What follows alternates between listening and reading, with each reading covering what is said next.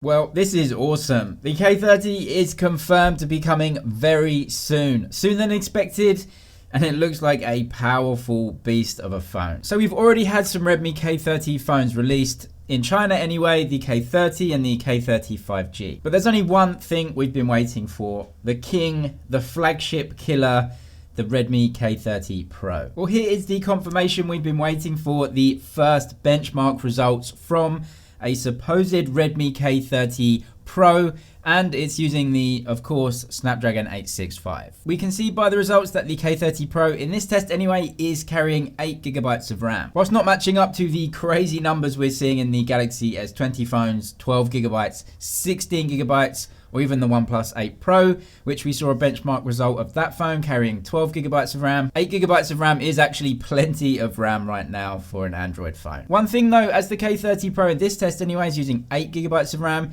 we must assume that it is not using LPDDR5 RAM. That's the very latest technology for RAM and gives the fastest read and write speeds. Phones like the Galaxy S20 series and the OnePlus 8 Pro at least will be using LPDDR5, giving the absolute best performance. But for right now, Samsung are only manufacturing LPDDR5 RAM at a base of 12GB. But that may change after the first crop of phones does come out with LPDDR5 RAM. Samsung may lower the requirements, but for now we must assume that the K30 Pro is either using LPDDR4 or LPDDR4X RAM. Still not a slouch and probably won't make too much difference in the way you use the phone on a daily basis anyway, and of course it will be slightly cheaper overall to implement. The Redmi K30 Pro scores a single core score of 903 and a multi-core score of 3362. To put that into some context, the Snapdragon 855 on the same Geekbench 5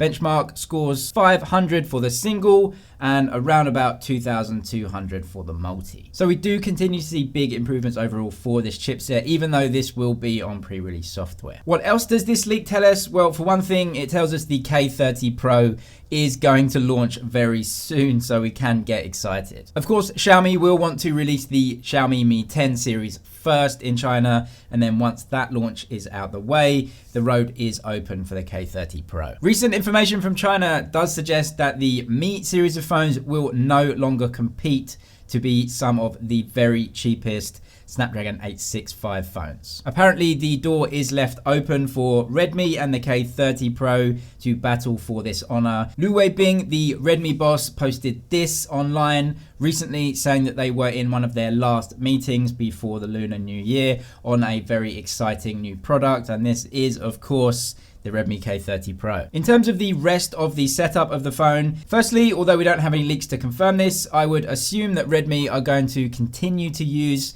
the 64 megapixel Sony IMX686 as their main camera sensor and not use the 108 megapixel sensor from Xiaomi. The Sony sensor, from what I've seen of it so far and used it in different phones, is a really good sensor, and it's only going to get better with the Snapdragon 865 image processing. In terms of battery and charging, are we going to get Xiaomi's new 65 watt charging in the Redmi K30 Pro?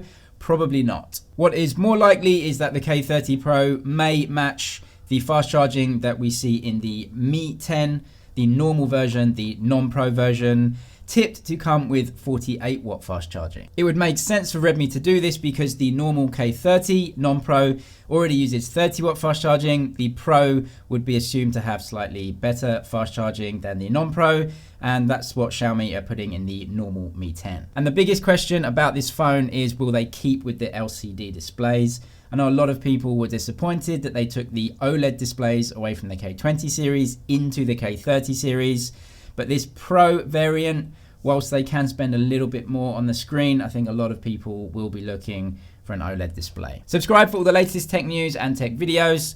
That's it for now, but I'll see you in the next one.